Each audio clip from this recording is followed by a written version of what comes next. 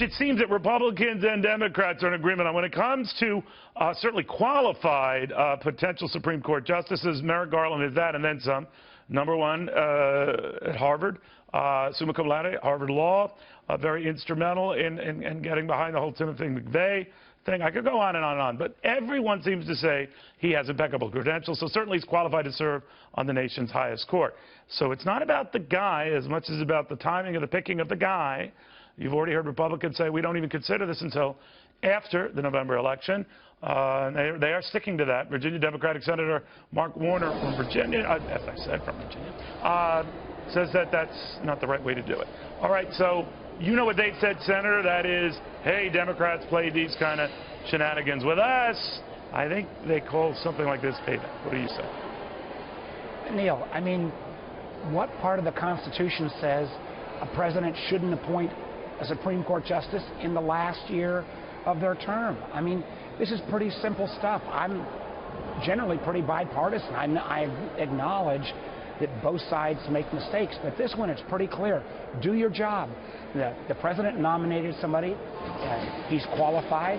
There's never been a nominee that hasn't at least received a hearing.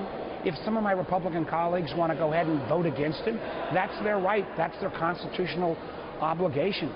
But to not even hold a hearing, I mean, this is pretty unprecedented. Well, they're using, Senator, something called the Joe Biden rule, that in the last year you don't even consider it. So they say, blame Joe, and they're saying, I'm just telling you what they're saying. You don't, here, leave me out. They're saying, like, remember Senator Barack Obama when he played these kind of games. What I see, Senator, is both sides playing games with this, and that's fine. I understand politics. What happens now? Actually, let's look at the facts for a second, Neil. On this one, you know, I've seen the comments Biden made. My understanding, that was about somebody that might resign. This was not a case of somebody where the justice has died. It was much later in the year. There've been plenty. Do you honestly of think, Senator, that Joe Biden would have changed his mind on that? It's something like this that happened. I know that the Constitution is pretty clear. The president shall nominate. The Senate shall advise and consent. There's none of this punt in terms of last year. No, I hear what you're saying, but they say the Constitution provides for what they're doing here. Part of the advising is consenting and say we've advised that we're not going to take this up until after the election. You say then what? hold a hearing. If they choose to vote against Mr. Garland, who seems to me to be pretty darn qualified, I'm looking forward to meeting him, and then vote their conscience and vote against him. But the idea of simply saying more political dysfunction is good for what's going on in Washington, you know, you understand why people in both political parties are voting for outliers, because we who are supposed to be, you know, putting the country's interests first. Well, you know what I've noticed here, Senator, and this is a wrap on Democrats and Republicans. There's something about the last year of a president's term, the last year of a congressional term. I guess it's just accepted nothing will get done. Nothing gets done on budgets, nothing gets done legislatively. The Republicans argue we can't take up a serious issue like this election year. I've heard Democrats argue that. Nothing gets done. Neil, you've been in business. I spent my career in business. Do you know any other place where every 4th or 8th year you say, okay, we're not going to do anything this year? It's not like the rest of the world is taking the year off just because we're having a presidential election. But both sides sort of cease and desist, bridging a gap, and you're accepted. I will say you will reach across the aisle, but that's almost poison these days to even talk that way.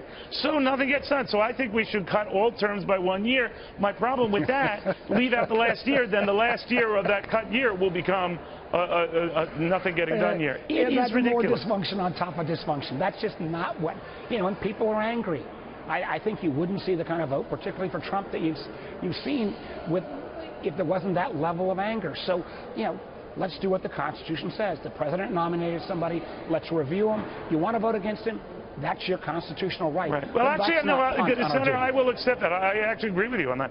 Here's what worries me, though, because they go back, and it's like, you know, I had 2 teenage boys, Senator, and they go at each other, not all the time, actually most of the time, and I have to separate them. And it sounds like, well, I've had Republicans, well, they did that to us when we were here in Biden, and then Senator Obama, and he's a hypocrite. And I can remember back then covering prior Supreme Court points, well, you should see what the Republicans did to us when we were in this same situation. And I'm going nuts. Like, all right, let's say both parties were guilty of playing small politics. Someone is going to have to rise above this and say, this is stupid. And by the way, while we move on this, and yay or nay on this judge, Why don't we get a budget accord together? Why don't we talk about tax reform? But everything freezes. Everything freezes. No, well, listen, that's why somebody like Mike McCall, the chairman of the House Homeland Security Committee, are not taking that approach on something as important as digital security. We're saying we got to deal with this encryption Apple FBI issue. Let's get experts in the room and solve it. This is not a problem that's going to go away. It's why I've been working on a whole series of issues around. But everything freezes. Everything freezes. Well, let's actually try to prove it wrong on this case, at least in terms of following what the Constitution says. I mean, I understand why people are mad and they want to throw stuff at the TV. I'm mad too, and you and I are both inside the TV. We got to do better. Yeah. Real quickly, are you going to be Hillary Clinton's vice president? Hey, I am supporting Hillary Clinton, but I think my value add is to try to actually get some of these folks on both sides to sit down and work out some of these issues, particularly when it comes to the budget. Well, they like you a lot on the other side of the aisle. There's a great deal to count for that. They don't flip over. I'm not trying to disparage her, but they don't flip over. You would be a good bridge for that. Would you entertain that? Hey, what I'm going to entertain is trying to make the Senate work in a better and more functional way.